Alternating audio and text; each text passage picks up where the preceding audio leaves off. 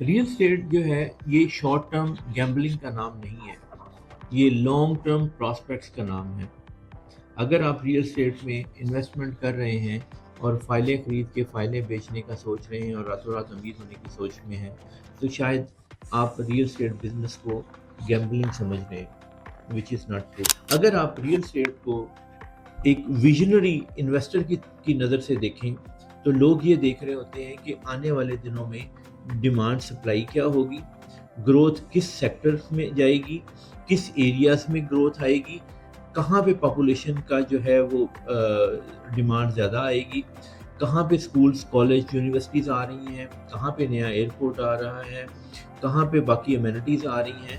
وہ اس حساب سے اپنی انویسٹمنٹ اسٹریٹجی کو ڈیفائن کرتے ہیں۔ اور جب آپ investment particularly real estate investment کی بات کرتے ہیں تو آپ کو یہ ذہن میں رکھنا ہے کہ آپ نے شارٹ سے لانگ ٹرم کی طرف جانا ہے، بلکہ شارٹ بھی نکال دیں آپ، مڈ ٹرم سے لے کے لانگ ٹرم 3 سے 5 سال اور 5 سے 10 سال کی اسٹریٹجی کے ساتھ جائیں۔ اگر آپ کوئی بھی پراپرٹی 6 مہینے سال کے لیے لے رہے ہیں تو میرا نہیں خیال کہ آپ 6 مہینے سال میں اتنا اچھا گین کر سکیں گے۔ آپ منیمم 3 to 5 ایئرس کا پلان رکھیں۔ کوئی بھی انویسٹمنٹ ہے، چاہے وہ پلاٹ ہے، چاہے گھر ہے، چاہے شاپ ہے، چاہے آفس ہے، آپ 3 to 5 ایئرس کی انویسٹمنٹ کریں اور اس میں آپ کو گین نظر آئے گا۔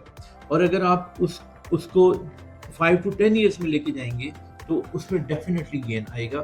لیکن امپورٹنٹ بات یہ ہے کہ جو آپ نے انویسٹمنٹ کی، جس سوسائٹی میں، جس پروجیکٹ میں، جس ایریا میں، جس سٹی میں، اس کے اوپر آپ نے پراپر R&D کی، اپنی ریسرچ کی، مارکیٹ انالیسس کیا، ڈیمانڈ سپلائی کو دیکھا، پاسٹ پریکٹسز کو دیکھا، گورنمنٹ کی جو پالیسیز ہیں ان کو دیکھا۔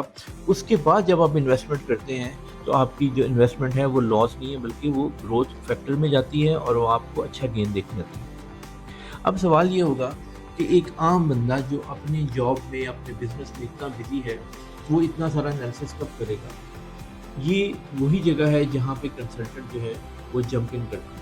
تو آپ ایک ریلائبل کنسلٹنٹ جو ہے اس کو انگیج کریں، اس کی ایکسپرٹیز کا فائدہ اٹھائیں، اس سے مشورہ لیں، اور اس مشورے کے بعد میں یہ نہیں کہتا صرف ایک کے ساتھ، آپ 2-3 کنسلٹنٹ سے بھی مشورہ کر سکتے ہیں۔ Then you make up your mind کہ جس بندے کی بات آپ کے دل کو لگتی ہے اس کی بات کے اوپر آپ انویسٹمنٹ کریں، اور اس انویسٹمنٹ کو پھر 3 سے 5 سال جو ہے وہ آرام سے پڑا رہنے دیں، اس کو گرو ہونے دیں۔ I hope it will help. Thank you very much. اللہ حافظ۔